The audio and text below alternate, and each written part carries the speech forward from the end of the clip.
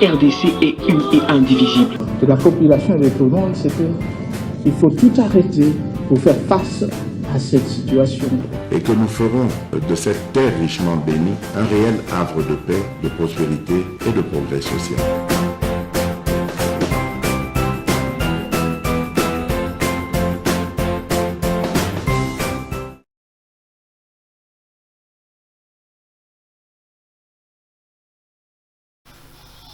Jambo yenu, jambo sana watoto wa mama, banduku yangu ya Kisangani, banduku yangu ya Lubumbashi, Kasumbalesa, banduku yangu ya Boma, jambo yenu. Mbote, bonjour, bonsoir, betwab, ngande. Donc, tozali na minoko ebele.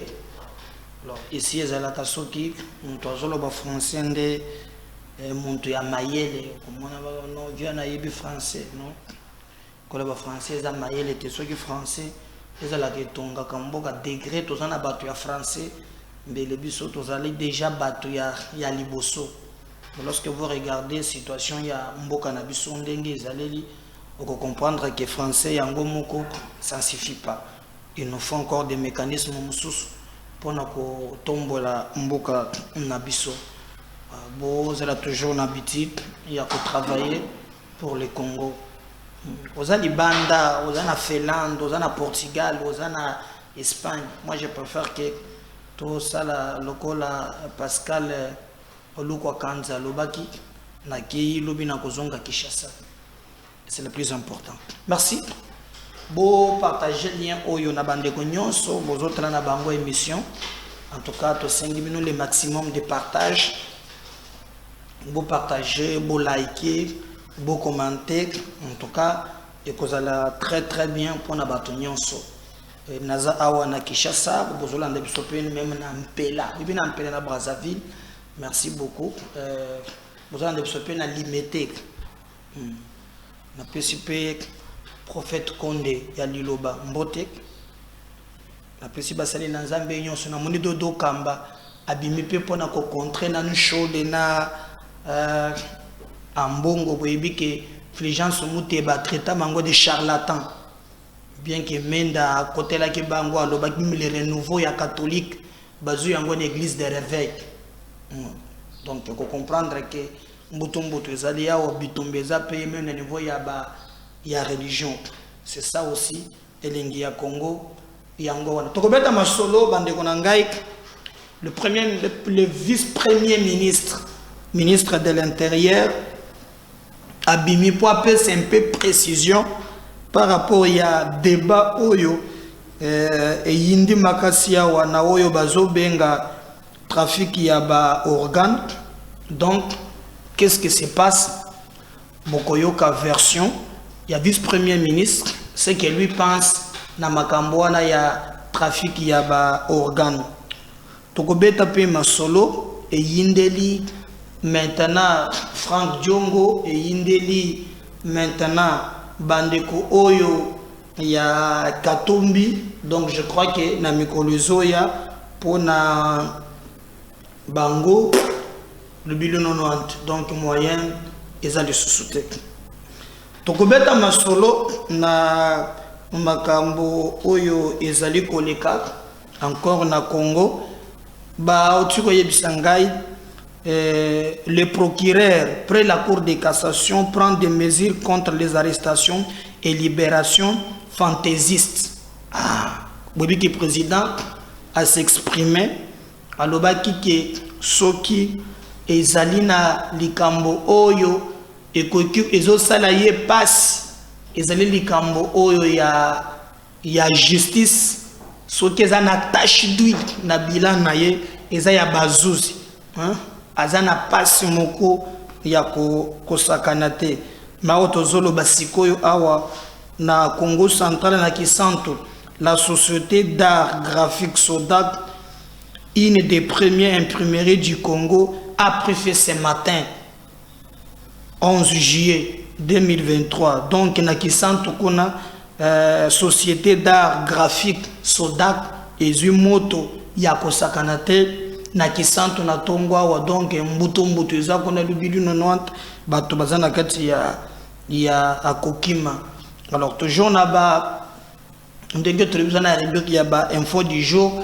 Maintenant là magistrat nyons oya kokanga muntu apikiye na ndenge ya blague.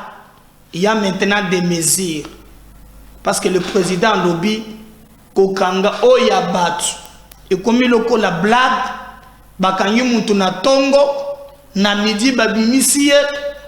Alors dans l'opinion bazokanisa keno Félix Tshisekedi Muntazo pesa ordre par lobby ango clairement devant Dieu atikali ko permettre te pe kondimate bakanga mutu to pe batika mutu mais baye bazo sala bako sala bakop na bango. Alors le procureur général près la cour de cassation a juste quoi ba mesure oh za magistrat oh kangi mutu oh tiki après il y a des mesures maintenant contre ba magistrat wana na loalaba.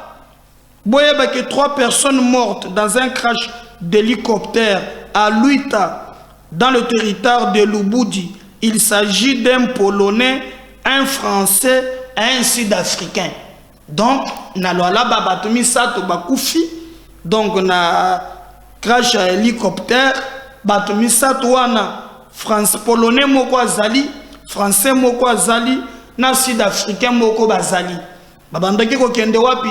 Balebi salami na territoire ya Lubudi. Omoni na Luita. Lubudi nde côté vraiment likamboni wana et salami. Martin Fayulu akoloba lobi mercredi. Alors bato bazozela akoloba nini toujours dans ces attaques à lobby parce que makamunyo so sengi kadima kandimba a boyi pona ye y a pas moyen bon kadima te plénière ya seni monte lobby y a pas moyen ya ko continuer na biloko wana dès lors que makamunyo so Fayulu alobaki eza dans un cadre là oyo ezali kozwama en place. Matata mponyo babengie na niveau ya cour constitutionnelle akende ko samba mais d'emblée matata mponyo alobi depuis mokileza mokili akamwe ke président ya Sénat na procureur près la cour constitutionnelle ba décider pour na ko violer constitution kaka po balingi ba écarter les kamanga komi très sérieux. Tout le monde qui est candidat président de la République atta commettre n'importe quel forfait et ça pratiquement impossible balandelaye na kolanda oyo matata mponyo à lobby donc à cause à la cour constitutionnelle mercredi à kende ko répondre.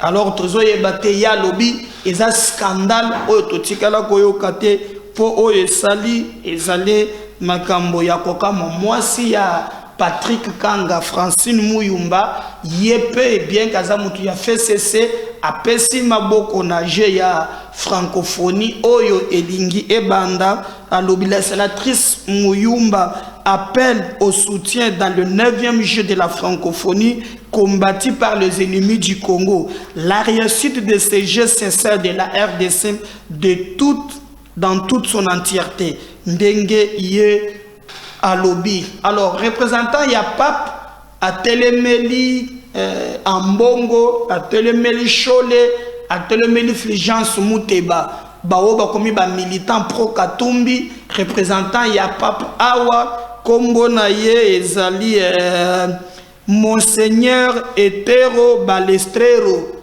Yewana azali représentant ya pape à lobby l'église catholique bazana problème mokote na l'état congolais. Donc esengeli ezala église ezala ba politicien batala dans le même sens pour l'intérêt ya ba congolais.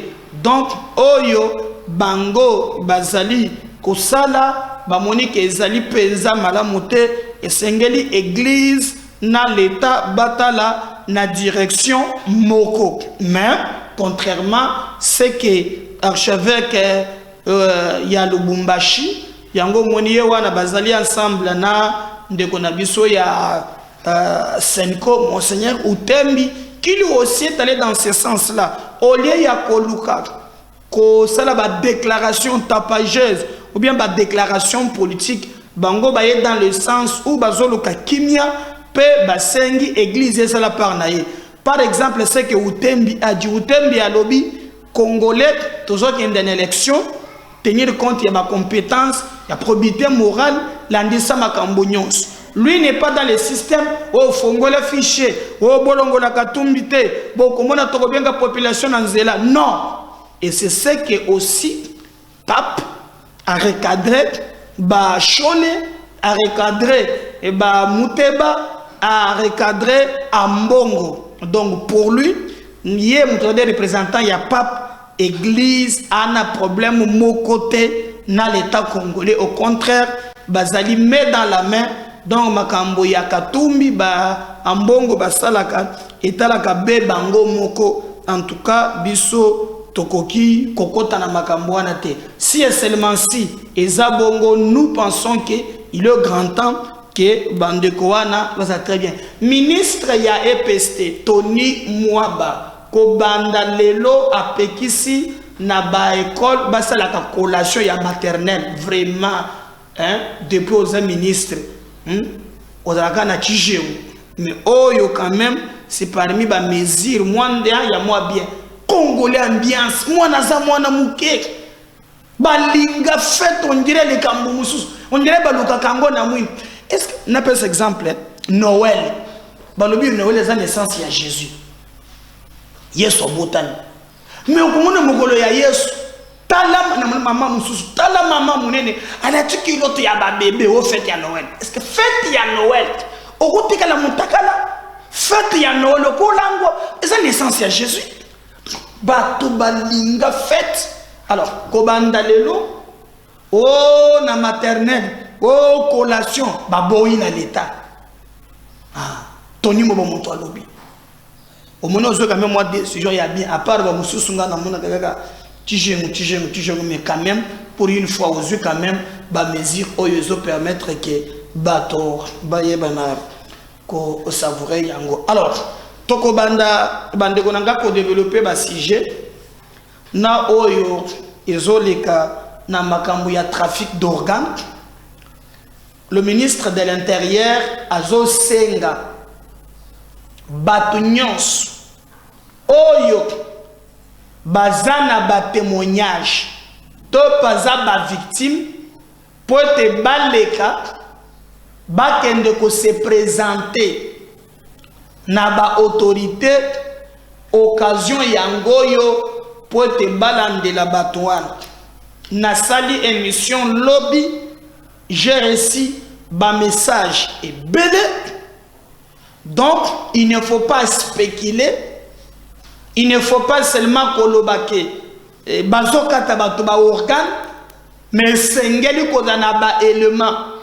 Parce que le gouvernement lobby, bazan intérêt mon côté, ya kokote la ba criminel one.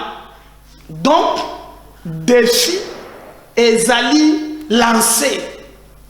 Alors, mais je pense que lorsque Tolandaki procès, Nalandaki Mutumoko Kombone Big Boy, le Big Boy, Yenda Zali Loko, Balobaki Zalaki chef ya bande, Manantratan, Awangani Kaza chef de bande te, Bakangaki Abimaki na grâce présidentielle, Messima Nde. Aye ko lancer défi ya koloba ke no tango abimaki alingaki na yatika makambouane mais baye ko recruter ye na moko asana libandi boye moto koloba kombo na ye na ko samba na ye. C'est là où il parle pour la première fois na ndenge bazalelaka na makambo trafic d'organes. Alors je pense que d'une part, comme le gouvernement a sengi ba victime, bakende ko dénoncer, nangambo mususu, tozo senga pe gouvernement, aluka lo lenge nini, akoki ko zo ba élément auprès ya bandeko oyo po déjà bazalaki na moninga na bango oyo ayebaki schéma parce que na ba message na bino na zui lobby naza na 2 camps. Quand il y a liboso ba lobby likambwana ezali ya solo bato bazo sala bazali mais ba musuma ebisingai scientifiquement médicalement parlant ezali impossible parce que ceux qui olongoli ba rein ceux qui olongoli ceux qui mutema ndenge bazoloba esengeli o conserver yango. Alors l'état wana ko sala ndenge nini et bongo ceux qui bango pe bazana frigo na bango pembeni hein admettons que muto pe ceux qui bango mission wana azali yepe pour landela makambo wana donc nyonso ezali possible tope ezali lokuta mais pona ko kata likambo na mukuse esengeli kokende kozwa ba victime ba s'annoncer.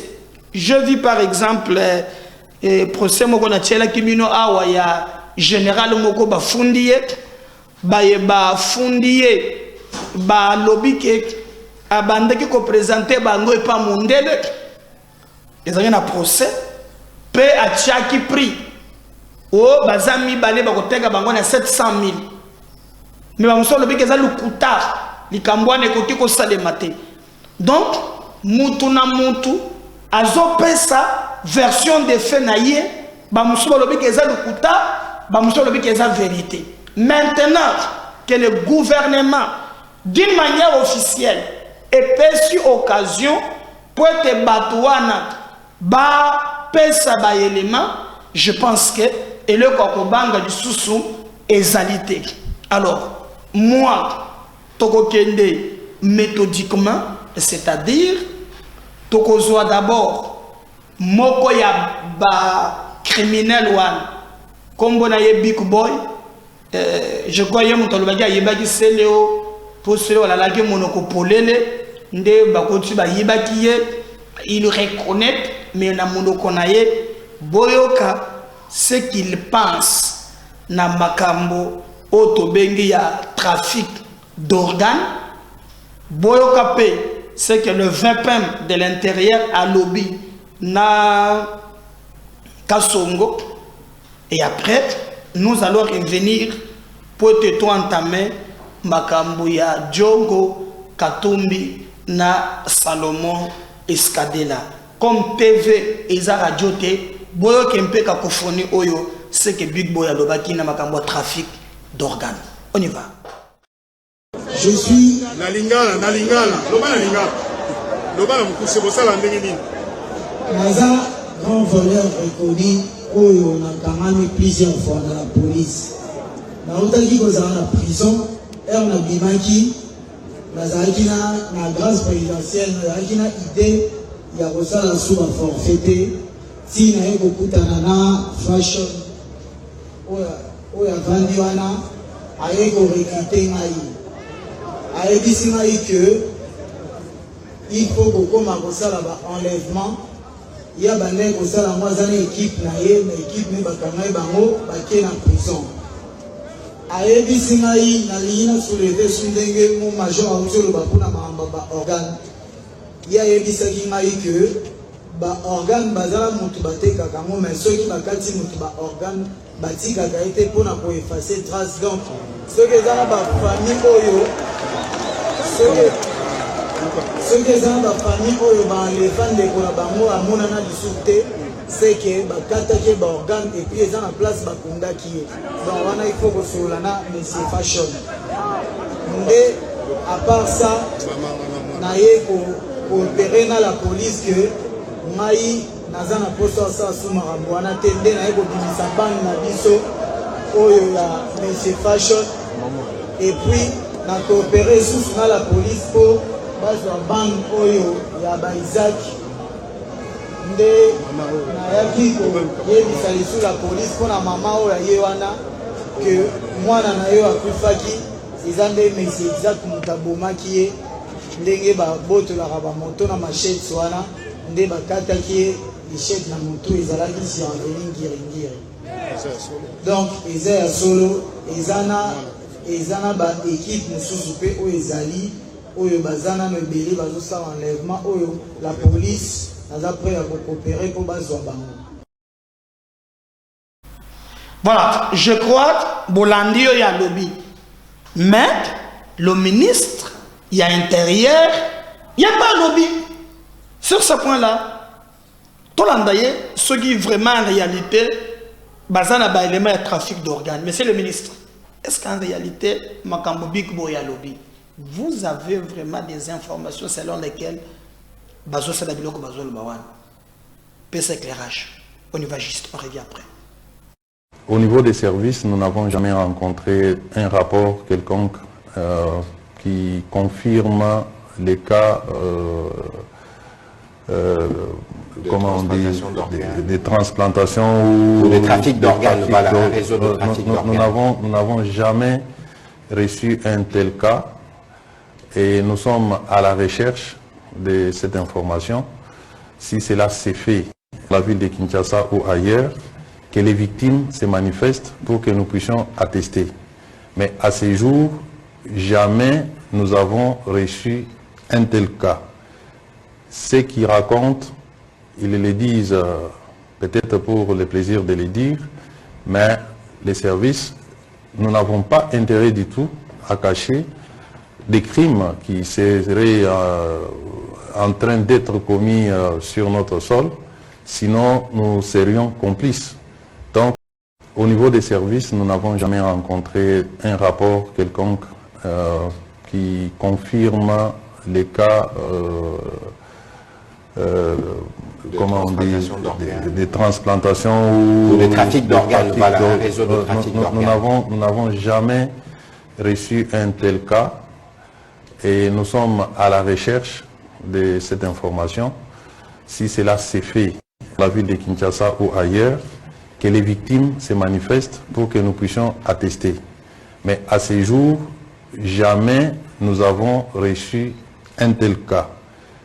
Ceux qui racontent, ils le disent peut-être pour le plaisir de le dire, mais les services, nous n'avons pas intérêt du tout à cacher des crimes qui seraient en train d'être commis sur notre sol, sinon nous serions complices. Donc, alors, le ministre intérieur, mon général, il y a un peu ce qui parle de la sécurité. Mon général Kassongo Silvano, est-ce que l'IOP est montré la police à Kinshasa? Vous avez une information, il y a un trafic d'organes, ce qui sont de la vérité. On y va, tout le monde a Kassongo. Est-ce que le processus... On les alliés barimés, on dit que tous à la veille de l'élection, chaque fois la veille de l'élection, à la prochaine élection, barimés les arrivés. Souvenez-vous, en 2018, quand on a élection, on a dit que nous sommes aussi une machette à Sika. La machette, chaque machette, c'est que l'élection va comprendre votre. Vous voyez que la machette, c'est pourquoi moi, il va vendre un organe, et ça m'a mal au côté. Jusqu'à présent, biso police, tout le monde est biso, tout le monde est conforme tout le monde. Tout le monde est remercié, tout le monde est seul, tout le monde est seul. Jusqu'à présent, tout le monde est monté, bah, momier, bien monté, bah, tu vas tirer bébé, ça, moi, organe, moi, nous autres, on est itinérants, nous autres, moi, exact. Au bien, l'hôpital, moi, son gros pacala, tchaki, moto, azangi, moi, tenez, moi, nous autres, exact. Au bien, famille, moi, qu'on réclamer, exact. Tomé que, pour un spécialiste, un médecin, le processus sur les gens macassent. Ça demande de technicité macasse. Pour la colombolare, il faut vraiment la technicité macasse. Nous avons le matériel macasse. Sinon, il faut conserver. Conserver, ni la conservation, tout ça. Ah, plutôt la personne dans l'institution, ils ont la capacité à l'aider. Ceux qui ont l'institution médicale, ils ont la capacité à l'aider. C'est comme moto.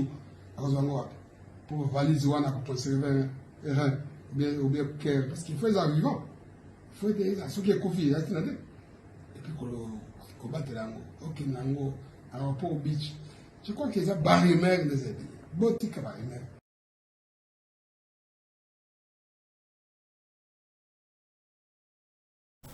Voilà, je crois qu'il y a un Bolandika Songo. Donc, moi, je fais le résumé, à vous de comprendre. D'ailleurs, ministre intérieur, il a dit encore des choses de Sengele Bolanda. On suit ça, on va revenir pour toi, Makamboya, Ndolo, Nandenge Makambo et Zalelaki. Il y a une certaine forme d'insécurité, communément appelée Kuluna. Il s'agit des jeunes gens qui s'organisent en bande, qui s'attaquent d'abord entre gangs, mais aussi s'attaquent à des paisibles citoyens qui vont à leurs occupations. Ce phénomène, nous l'avons trouvé, ça date de longtemps. Lorsque j'ai été nommé, une mission m'a été conférée, celle de lutter contre l'insécurité et restaurer l'autorité de l'État. C'est comme ça que toutes mes actions sont focalisées sur cet objectif. J'ai pensé qu'il fallait changer de méthode. Il fallait d'abord motiver la police qui, à un moment donné, s'est montrée impuissante face à ces phénomènes. Il fallait donner de l'impulsion. Moi, en tant que responsable numéro 1 du secteur de la sécurité dans notre pays, j'ai noué une relation de proximité avec les dirigeants de la police. Il faut les écouter leurs problèmes pour essayer d'apporter des solutions. Et c'est sur base de cette confiance que nous sommes en train d'évoluer et les résultats sont visibles et palpables.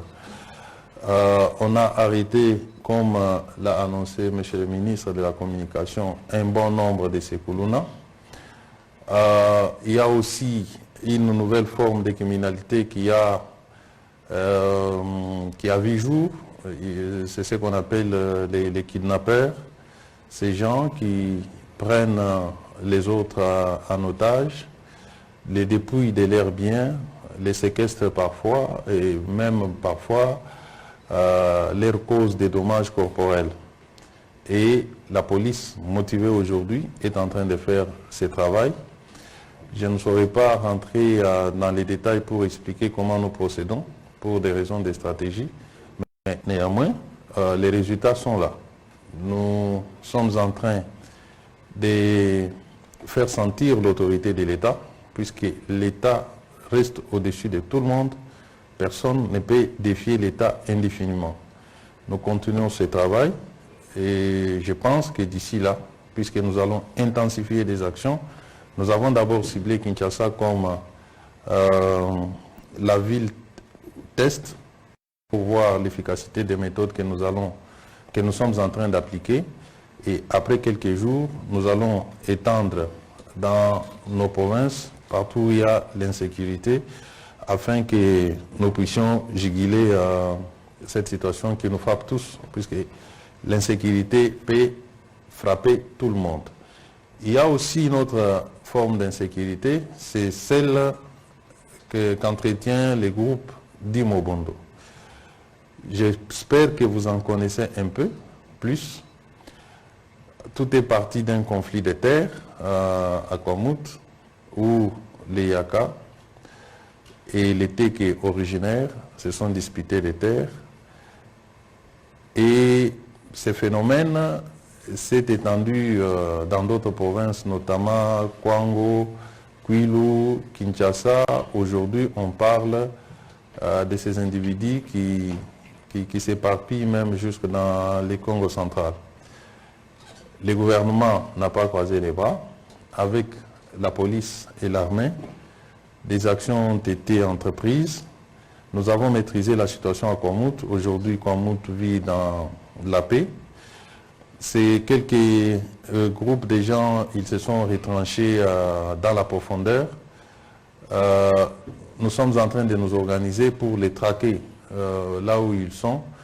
J'espère bien que dans les jours qui viennent, nous allons éradiquer les phénomènes Mobondo, puisque le gouvernement est plus que déterminé à mettre fin à cette insécurité pour que nos populations puissent vivre dans la paix.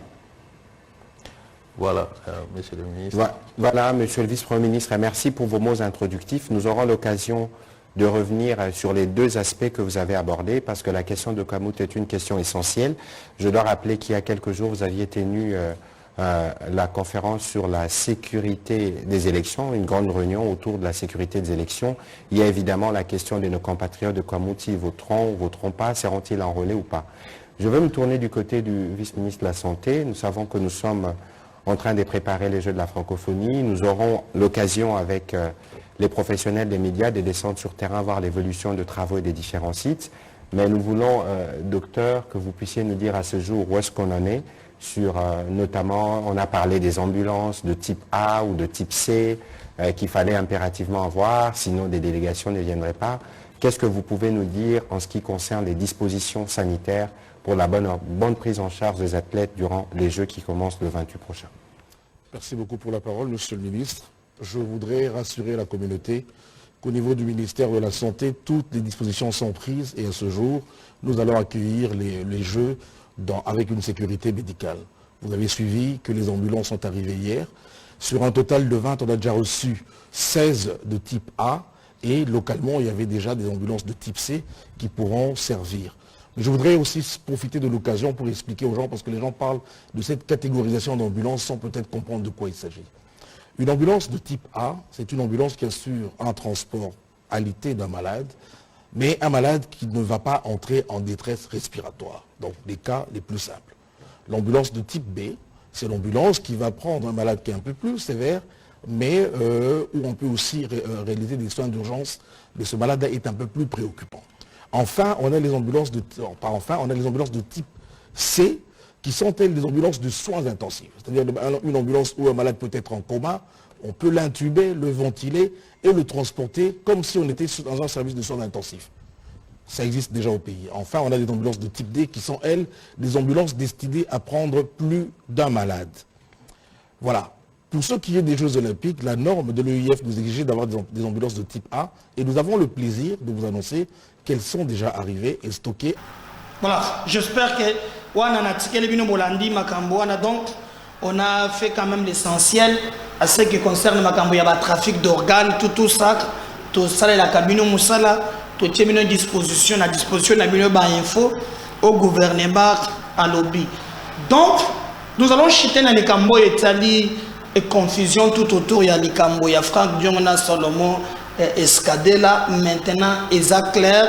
Namoni na première émission to salaki batu mingi babengi surtout batatu koloba ke no mendene no zali koloba likambwana alors que makambo balobi ya général wana ezali tango bazalaki ensemble non bandeko ezali diversion bandeko ya ensemble bazali ko créer bawanganaki minduki munduki emonanaki bawanganaki makambo ya Franck Diongo en contact et monani. À chaque fois que makambo nyonso bango balobaki na procès ba wanganaki, ezali ko rattraper bango. Est-ce que vous savez que baboyaki pona kolobaki Salomon atikala jamais kozala en contact na Rwanda. Mais aujourd'hui ebimi polele que na ba téléphone ba botola ki Salomon oyo makambo alo ezape makambo mingi a ko vérifier même bandeko ya ba kidnapper wana na ba kidnappeuse tango bakangi bango eloko bango ezande nini chombo po tango bazui bango na chombo basangi bango moni basi basangi mo dépasse na film batio kraka vie beta 88 beta 40 donc on mona ke mutuye moko déjà après ya kuavouer yango pe mutu esalamaki et ba se retrouver dans des conditions où moyen bango ba wanga na ezate et ba accéder na ba données wana ba ye kokuta ke Salomon Katumbi babandaki ko planifier likambo moko basala awa comme ya général wana général Patrick et trahir bango. Mais est-ce que Franck Diongo azalaki na genèse ya likambouane? C'est là où le problème est côté en marche. Franck Diongo entre en danse na makambo ya ko planifier pour na Kinshasa. D'ailleurs c'est pourquoi sotaki monto ya liboso ya ko déclarer même Bibembe alors que bibembe ezala quitté. Donc confusion ezawan. Mais mutoyo bakuti na ba preuve na chombo na ye na général Patrick oya azali bras droit ya Kagame ezali Salomo Escadela. Et d'ailleurs boki Salomo azoloba o non bolengete ngoloba ke non ndenge azali wana ezate kaka ke po tozalaki na ye non mais il faut boyeba ke tozalaki na bango na Félix Nakala bango baza toujours na mwanzela ya sika ya kobatebela to pe ya kolukela ba élément. C'est ça ezali pe aussi déplorable. D'ailleurs na tiela kibino na première émission boyoka koma Dieu donné bolenge ntenge azolia monoko. Il reconnaît le fait azo wanganate andimi que Salomo Escadela bazali en contact na Kagame et que plan na bango ya solo oba wanganaki lelo ebimi peuvent radioter bolanda oyo. On revient juste après. Quant au contact d'un certain général étranger, il ne s'agit que de celui du point focal commun à l'ancien président d'Irasop, qui était M. Félix Antoine Tshisekedi, qui une fois avait été chef de délégation, une délégation qui comprenait également l'honorable Moïse Katumbi, les deux avec leurs collaborateurs, qui devraient se rendre à Addis Abeba avant les élections de 2018 à la rencontre du président en exercice de l'Union africaine de l'époque, qui n'était autre que M. Paul Kagame. Et c'était pour le compte de l'opposition congolaise. Quand les chefs se rencontrent, les collaborateurs aussi peuvent se rencontrer et échanger des numéros de téléphone. S'agissant d'un prétendu contact avec le mouvement M23, c'est un grossier mensonge qui n'a été appuyé d'aucun élément de preuve jusqu'à maintenant. La façon dont on a cherché à diaboliser Ensemble pour la République dans cette affaire est des plus insultantes et des plus ignobles, en alléguant que non communiqué quant au contact d'un certain général étranger. Il ne s'agit que de celui du point focal commun à l'ancien président d'Irasop, qui était M. Félix Antoine Tshisekedi, qui une fois avait été chef de délégation, une délégation qui comprenait également l'honorable Moïse Katumbi, les deux avec leurs collaborateurs, qui devraient se rendre à Addis Abeba avant les élections de 2018 à la rencontre du président en exercice de l'Union africaine de l'époque, qui n'était autre que M. Paul Kagame. Et c'était pour le compte de l'opposition congolaise. Quand les chefs se rencontrent, les collaborateurs aussi peuvent se rencontrer et échanger des numéros de téléphone. S'agissant d'un prétendu contact avec le mouvement M23, c'est un grossier mensonge qui n'a été appuyé d'aucun élément de preuve jusqu'à maintenant. La façon dont on a cherché à diaboliser Ensemble pour la République dans cette affaire est des plus insultantes et des plus ignobles, en alléguant que non communiqué. Voilà, j'espère que Wana Bolandi, il n'y a pas de débat. Moi je vais revenir pour tous on a un débat. Beau s'abonner massivement, beau partager nos liens, parce que si le Seigneur ne revenait pas à Zozonga. À tout à l'heure, merci. Bye.